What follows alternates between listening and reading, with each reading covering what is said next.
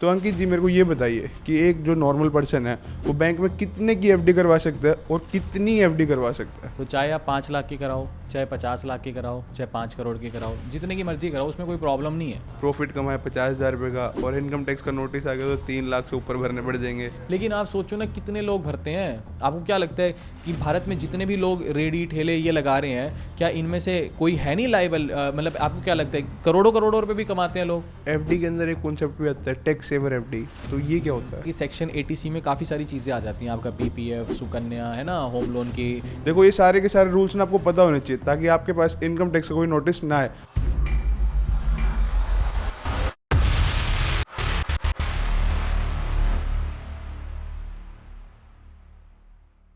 नमस्कार दोस्तों, आज इस वीडियो के अंदर हम डिस्कस करेंगे कि हमें बैंक के अंदर कितने की एफडी करवानी चाहिए और हमें कितनी एफडी करवानी चाहिए। देखो कई लोग 1 कराते हैं, 2 कराते हैं, 5 कराते हैं, हमें कितनी एफडी करानी चाहिए। देखो ये सारे के सारे रूल्स ना आपको पता होने चाहिए ताकि आपके पास इनकम टैक्स का कोई नोटिस ना आए। तो आज इस वीडियो में हम यही डिस्कस करेंगे। तो अंकित जी मेरे को ये बताइए कि एक जो नॉर्मल पर्सन है वो बैंक में कितने की एफडी करवा सकता है और कितनी एफडी करवा सकता है। देखो एज सच अगर हम बैंक में एफडी की बात करें, ठीक है जी, तो चाहे आप 5 लाख की कराओ, चाहे 50 लाख की कराओ, चाहे 5 करोड़ की कराओ, जितने की मर्जी कराओ, उसमें कोई प्रॉब्लम नहीं है। लेकिन आपके पास प्रॉपर एविडेंस होना चाहिए, ठीक है जी। मतलब अगर आप 5 करोड़ की एफडी करा रहे हो तो उसके अकॉर्डिंगली आपने टैक्स भी भरा होना चाहिए। ऐसा नहीं ना आप कह रहे हो कि जी मैं साल भर में कमा रहा हूँ 5 लाख रुपए, मैं तो इनकम टैक्स 1 रुपये का भी नहीं भरूंगा, लेकिन एफडी आपने करा रखी है 5 करोड़ की, तो प्रॉब्लम है। लेकिन एक सवाल ये आ जाता है कि भाई अगर मैं चाहता हूँ कि इनकम टैक्स का नोटिस ना ही आए तो मैं कितने की एफडी कराऊं ज़्यादा से ज़्यादा। तो ऐसा नहीं है कि हम इसमें कुछ अपने मन से बातें नहीं करेंगे, ये सब कुछ इनकम टैक्स डिपार्टमेंट का जो ब्रोशर है उसमें लिखा हुआ है।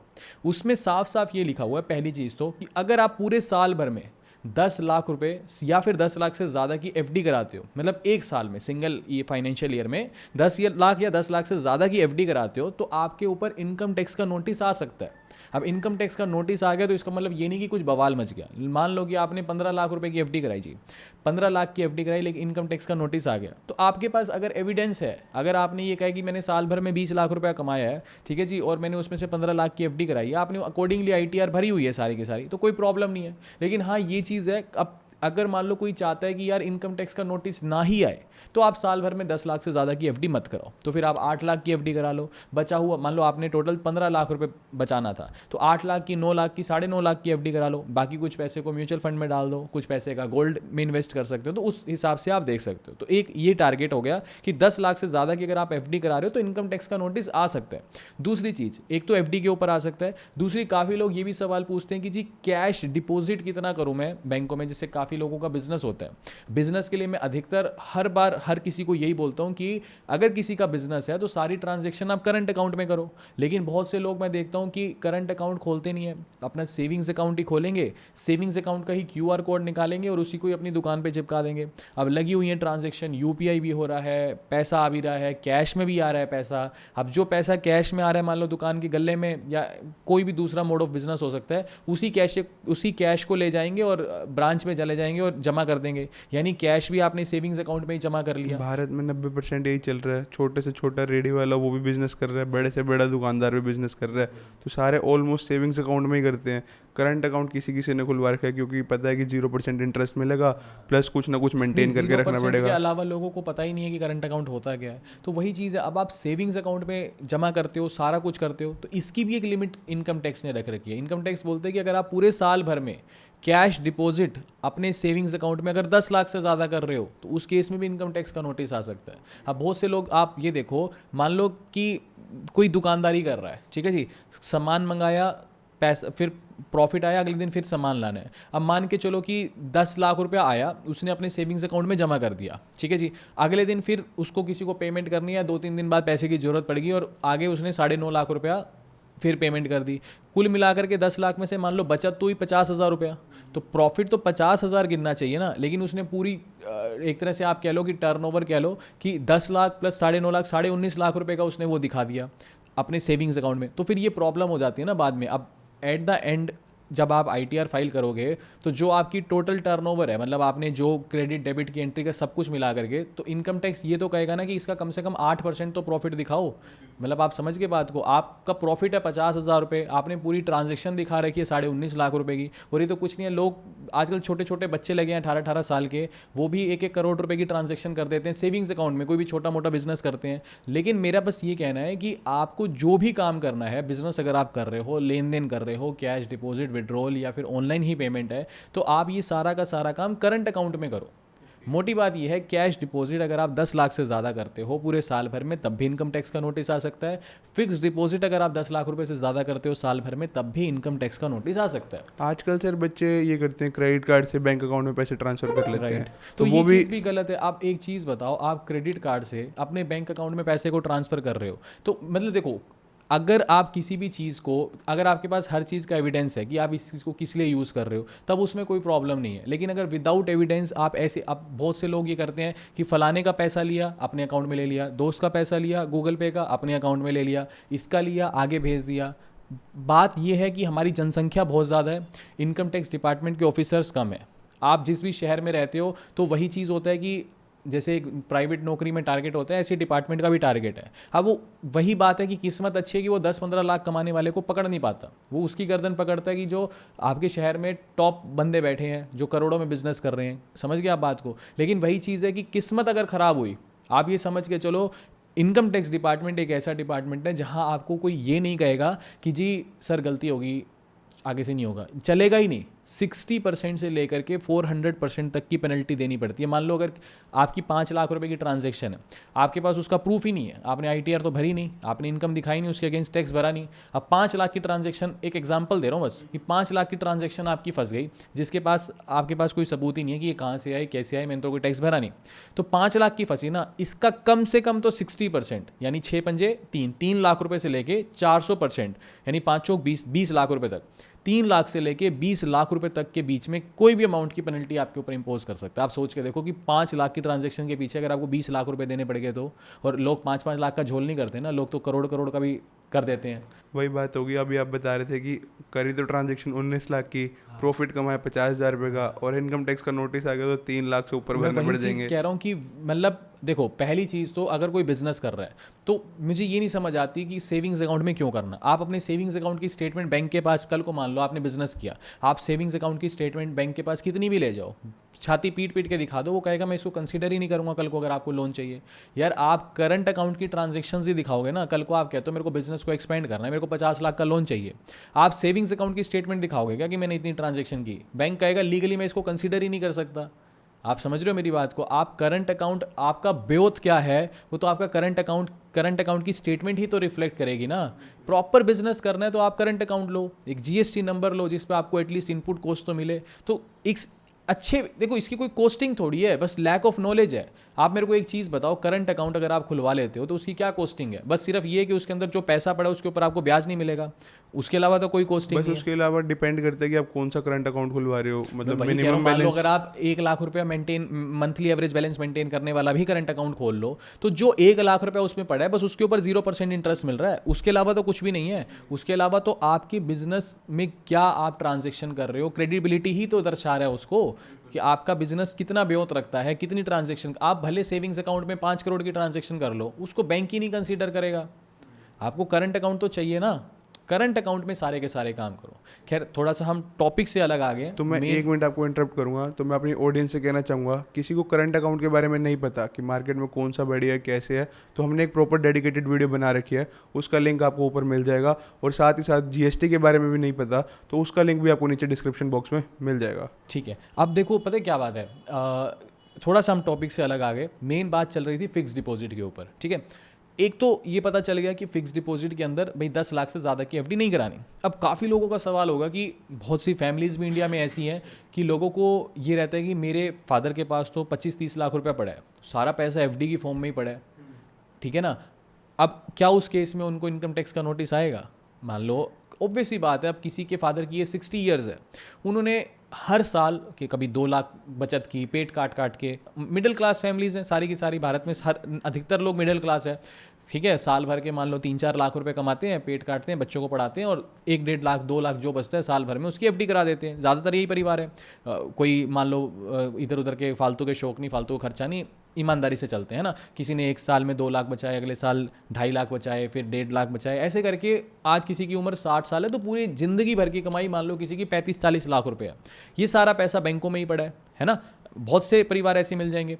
अब सवाल आता है कि आपने तो बताया कि 10 लाख से ऊपर अगर एफडी करा दी है तो साल भर में तो टैक्स आ गया। अब किसी के पास 35-40 लाख रुपए इस वे में कलेक्टेड है, क्या इनके ऊपर इनकम टैक्स का नोटिस आएगा? मेरे हिसाब से तो नहीं आएगा। नहीं आएगा। क्यों? क्योंकि उसने इकट्ठे 35 लाख रुपए की एफडी नहीं कराई है, उसने एक साल में तो 2 ही लाख जोड़े, कभी 1.5 लाख जोड़े। और इनकम टैक्स अगर आप एक तरह से 5 लाख से कम कमा रहे हो तो आप वैसे भी टैक्स फ्री हो। आप समझ गए मेरी बात को? तो टोटल उसने आहिस्ता आहिस्ता करके आज उसके पास टोटल 35-40 लाख रुपए पड़ा है ना, तो उसके इसमें उसके पास कभी इनकम टैक्स का नोटिस नहीं आएगा। लेकिन जो 35-40 लाख रुपया पड़ा है, लेट सपोज पूरे साल भर में उसका ब्याज जो आता है मान लो 1 लाख रुपये आता है, तो जो एफडी से हमें ब्याज मिलता है ना वो हमारी इनकम मानी जाती है। आप समझ गए बात को? जैसे मान लो आप एक एग्जांपल लेते हैं, मान लो पुलकित जी हैं, पुलकित जी कहीं जॉब करते हैं, मान लेते हैं पुलकित जी का जो साल भर का पैकेज है वो 5 लाख रुपए है, और पुलकित जी की कुछ एफडीज पड़ी हैं, उस टोटल एफडी पे 1 लाख रुपए आप ब्याज कमाते हो, तो अब आपकी इनकम 5 लाख प्लस 1 लाख 6 लाख मानी जाएगी। अब 6 लाख के हिसाब से जो आपका टैक्स बनेगा वो परसेंटेज ऑफ टैक्स आपको सरकार को देना पड़ेगा। तो जो एफडी से कमाया गया ब्याज है वो हमारी इनकम मानी जाती है। अब इसके अंदर एक चीज़ और ऐड कर दूँ, एक कंसेप्ट आता है टीडीएस का, टैक्स डिडक्टेड एट सोर्स। अब ये इतना इंपॉर्टेंट है, मैं कहता हूँ भारत में पता नहीं कितने ऐसे परिवार होंगे जो टीडीएस बचा सकते हैं, ठीक है जी, लेकिन किसी को टीडीएस के बारे में ही नहीं पता। देखो टीडीएस का सिंपल कंसेप्ट मैं आपको बहुत आसान भाषा में समझाता हूँ, और ये बहुत ज़रूरी चीज़ है, ठीक है जी। आप भी अपने पेरेंट्स की ज़रूर चेक करना, क्योंकि मुझे ऐसा लगता है कि बहुत से लोगों को पता ही नहीं है लेकिन उनका पैसा कट जाता है। देखो टीडीएस क्या है कि मान लो अगर कोई 60 साल से कम उम्र का बंदा है, ठीक है, और वो अगर एफडी पे 40,000 से ज़्यादा का ब्याज कमाता है तो बैंक सीधा 10% टीडीएस काट के ब्याज देता है। पहले समझ लो फिर पूरा एग्जांपल से भी समझाऊंगा। अगर मान लो किसी की उम्र, कोई सीनियर सिटीजन हो जाता है, 60 साल से ऊपर उम्र है, तो इस केस में उसकी लिमिट 40,000 से बढ़ा के 50,000 कर दी जाती है कि 50,000 तक अगर वो एफडी पे ब्याज कमा रहा है तो कोई टीडीएस नहीं कटेगा, लेकिन जैसे ही 50,000 से ऊपर का ब्याज टपा तो 10% टीडीएस कट जाएगा। अब जैसे मान लो मैं अपना एक एग्जाम्पल लेके समझाता हूँ, ठीक है। मान के चलो मेरे पास 10 लाख रुपये की एक एफडी है, ठीक है जी। अब 10 लाख रुपए की एफडी पे मान लो 7% का रेट ऑफ इंटरेस्ट बन रहा है, ठीक है जी। तो कुछ कंपाउंडिंग इफेक्ट लगा के कुछ 71-72 हज़ार रुपये मेरा साल भर का ब्याज बनना चाहिए, ठीक है जी। अब मेरी उम्र 60 साल से कम है, मेरा ब्याज कितना बन रहा है 71-72 हज़ार रुपये का, 40,000 से ऊपर टप गया। अब मान लो 71,000 मान लेते हैं, ठीक है जी। 40,000 से ऊपर कट गया ना, तो कायदे से तो 10 लाख की एफडी के पीछे मेरे को 71,000 रुपये मिलने चाहिए थे, है ना। लेकिन मेरे 10% टीडीएस काट लेगा बैंक, यानी 7100 काट लेगा। बचा हुआ पैसा तो मेरे को दे देगा मेरे सेविंग्स अकाउंट में, लेकिन जो ये 7100 कटा है ना, ये मेरा एडवांस टैक्स कट गया, यानी टैक्स डिडक्टेड एट सोर्स, मौके पे ही टैक्स काट लिया गया। और ये मेरा जो बैंक है ये 7100 रुपये इनकम टैक्स के पास जमा कर देगा मेरे पैन कार्ड के अगेंस्ट में। अब ये 7100 रुपये मेरे को रिफंड आ जाएगा, कब आएगा? साल के अंत में जब मैं आईटीआर भरूंगा। लेकिन रिफंड कब आएगा? अगर मैं ये दिखाऊंगा कि मैं तो पूरे साल भर में 5 लाख से कम कमा रहा हूँ, तो आपने जो ये एडवांस टैक्स काटा था ना, ये मेरे को वापस दे दो। क्यों वापस दे दो? क्योंकि मैं टैक्सेबल इनकम में आ नहीं रहा। उसने मेरे से एडवांस टैक्स ले लिया, पहले से ही टैक्स ले लिया। मतलब आप समझ गए मेरी बात को? अगर मान लो मैं 10 लाख रुपए कमा रहा होता, मान लीजिए, या ज़्यादा पैसा कमा रहा होता, या मान लो मेरा टोटल इनकम टैक्स बनता 20,000 रुपया, ठीक है जी। 7,000 रुपये तो उसने मेरे से एडवांस ही ले लिया, तो वो कहता 13,000 रुपये और भर दे। समझ गया बात को? लेकिन अगर मैं दिखा रहा हूँ कि मेरी इनकम पूरे साल भर में 5 लाख से कम ही है, समझ गया बात को? मान लो मैं ये कहता हूँ टैक्स स्लैब में ही नहीं आ रहे, तो मान लो मैं ये कहता हूँ कि मेरा 71,000 रुपये ब्याज था ना, इसके अलावा मैंने पूरे साल भर में 3 लाख रुपए और कमाया, तो मेरी टोटल कमाई 3,71,000 होगी। मैं 5 लाख से कम स्लैब में आ गया ना, तो वो जो आपने 7,000 रुपये काटा है वो काटना नहीं था, वो आपने एडवांस टैक्स जो मेरे से लिया है वो मेरे को वापस दो, क्योंकि मेरी कमाई 5 लाख से नीचे है, मैं तो जीरो टैक्स के लिए लायबल हूँ ना। तो एक चीज़ बताओ, जैसे सोर्स पे 7100 रुपये कट गया, बट अब आईटीआर भरते हम साल के एंड में, मानो कि मैंने स्टार्टिंग में ही 7100 रुपये कटवा लिया, तो उस पर भी मेरे को क्या इंटरेस्ट मिलते हैं? 7100 ही मिलते हैं? वो उन्हीं के पास ही पड़ा रहेगा। यही तो प्रॉब्लम है ना, कि वहाँ पे ही उनके पास पड़ा हुआ है, डिपार्टमेंट के पास ही पैसा, वो मेरे को बस रिफंड मिल जाएगा, वो भी साल के अंत में जब आईटीआर भरूंगा, उसके बाद भी 2-3 महीने। लोग रिफंड नहीं लेते होंगे? कितने लोग नहीं। अब एक चीज़ प्रॉब्लम यही है ना, मान लो मैं मेरे फादर की बात करूँ, तो वो यही तो कहेंगे ना कि भाई, मतलब समझो आप बात को, उनको क्या लगेगा, अधिकतर लोगों को क्या लगता है, मान लो मेरे को तो पता है ये कंसेप्ट, लेकिन मान लो कितने ऐसे लोग होंगे कि 71,000 में से मान लो 7100 रुपये कट गए, बचा हुआ रकम मेरे अकाउंट में आ गया। लोग यही सोचते हैं ना, बैंक ने ही भेजा, ठीक ही भेजा होगा, बैंक थोड़ी गलत कैलकुलेशन करेगा। अगर मान लो मैं साल के अंत में ITR ना भरता तो वो कौन मेरे को 7100 रुपये वापस देने लगा है। तो मतलब ITR भरना भी आज के टाइम में बहुत इम्पोर्टेंट हो जरूर, गया है। लेकिन आप सोचो ना कितने लोग भरते हैं। आपको क्या लगता है कि भारत में जितने भी लोग रेडी ठेले ये लगा रहे हैं, क्या इनमें से कोई है नहीं लाइबल, मतलब आपको क्या लगता है करोड़ों करोड़ों रुपए भी कमाते हैं लोग। बिल्कुल आप कमाते कोई हैं। किसी किसी शहर में गोलगप्पे बेचने वाला भी करोड़ों रुपए छाप और रहा आजकल है, सारे लेकिन वायरल हो रहे ITR हैं। नहीं भर रहे। कितने लोग हैं जो बिजनेस कर रहे हैं, मान लो स्मॉल वेंडर्स कह लो, जो पैसा अच्छा खासा भी कमा रहे हैं, कितने लोग ITR भर रहे हैं। आप आज अगर स्ट्रीट वेंडर्स को भी उठा लो ना, तो 5 लाख से ऊपर तो साल का वो भी कमा रहा है। आराम से। नौकरी करने से वाले से ज़्यादा आज की डेट में कोई गोलगप्पे बेचने वाला है, सब्जी बेचने वाला कमा देता है। तो मतलब पहली चीज़ तो ये इंपॉर्टेंट होगी कि अगर आप बिजनेस कर रहे हो तो सबसे पहले एक करंट अकाउंट खुलवाओ, राइट। उसके बाद आप अपनी ITR भरो। ITR बहुत ज़रूरी है। तीसरी चीज़, FD के कंसेप्ट पे जब हम चल रहे हैं तो उसके अंदर आपको TDS का कंसेप्ट पता होना बहुत ज़रूरी है ना। आप ये चीज़ देखो, पहली चीज़। अच्छा, एक सवाल फिर ये भी आता है, फिर एक काम करते हैं ना, मेरे पास टोटल 20 लाख रुपया पड़ा है, तो मैं काम करता हूँ 5 लाख की FD SBI में करा लेता हूँ, 2 लाख की ICICI में, ऐसे से कर लेता हूँ, तो उसका भी कोई फ़ायदा नहीं है, क्योंकि आपके पैन कार्ड से लिंक्ड है ना। आपके पैन कार्ड के अगेंस्ट आपका इंटरेस्ट कैलकुलेट होता है, तो इसका कोई फ़ायदा नहीं है कि मैं अच्छा, एक सर डाउट मेरे को ये बताओ, बहुत से लोगों का भी डाउट होगा, लाइक कि किसी ने 10 लाख से ऊपर की FD करवा दी अब एक साल में, मान ठीक लो कि है। मैंने 15 लाख की FD करवा दी, राइट।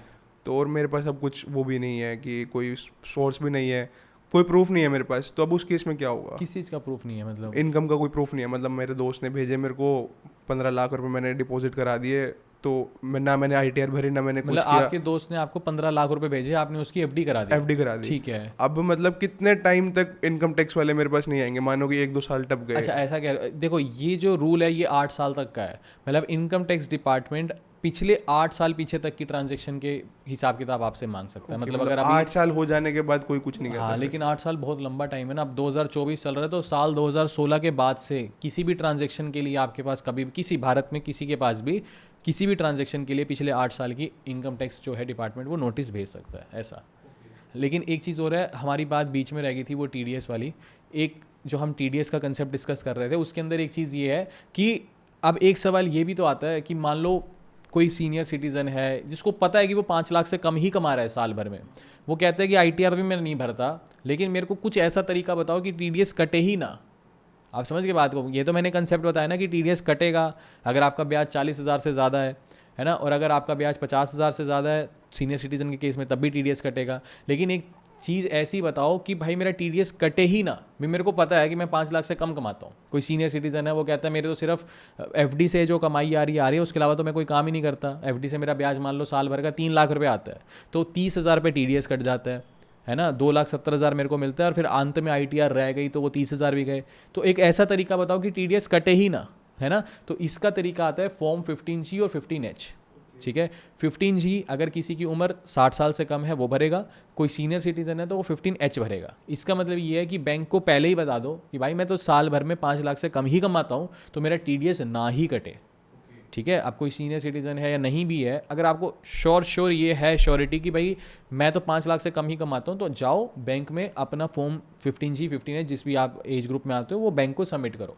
अब एक सवाल ये आता है कि किसी की FD ICICI में, HDFC में, एक्सिस में, अलग अलग बैंकों में पड़ी है, तो आपको हर बैंक में फॉर्म 15G 15H देना पड़ेगा।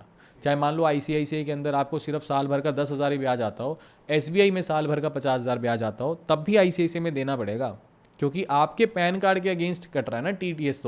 तो इसी से फ़र्क नहीं पड़ता कि आप किस बैंक में कितनी FD करा रहे हो या फिर वो सारी की सारी चीज़ें। आप 15G 15H दे सकते हो, फिर उस केस में आप बच ही जाओगे कि आपका TDS कटेगा ही नहीं। तो ये सारी की सर FD के अंदर एक कॉन्सेप्ट भी आता है टैक्स सेवर FD, तो ये क्या होता है? देखो, टैक्स सेवर FD तो फिर वो सेक्शन 80C के अंदर आप चले जाओगे कि जैसे मान लो हम PPF में पैसा डालते हैं, सुकन्या में डालते हैं, तो जैसे मान लो कोई 10 लाख रुपए साल के कमा रहा है, तो 10 लाख कमा रहा है, 10 लाख के हिसाब से उसका टैक्स बनेगा। लेकिन वो कहता है कि सेक्शन 80C में काफ़ी सारी चीज़ें आ जाती हैं, आपका PPF, सुकन्या, है ना, होम लोन की किस्तें हो गई आपकी, और बहुत सारी चीज़ें ऐसी। एक कंसेप्ट आता है उसके अंदर टैक्स सेवर FD।